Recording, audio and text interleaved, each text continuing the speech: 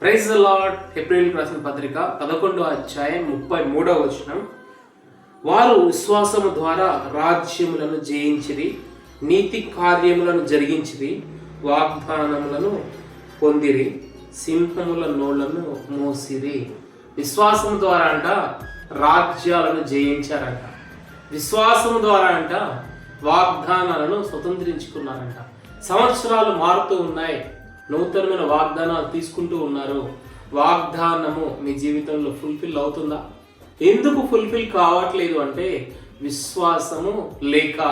వారు విశ్వాసము ద్వారా రాజ్యాలను జయించారు, సింహపు నోళ్లను మూసివేశారు, వాగ్దానములను స్వతంత్రించుకున్నారు. స్వతంత్రించుకున్నావా? నీ వాగ్దానమును, నూతనమైన వాగ్దానం తీసుకుంటున్నావు, దాన్ని నీ జీవితంలోనికి దేవుడు అనుమతించేంత వరకు విశ్వాసంతో ప్రార్థిస్తున్నావా? అయితే ఈ దినము నుండే ప్రార్థన చేయి, విశ్వాసం ద్వారా వాగ్దానమును స్వతంత్రించుకో. Praise the lord.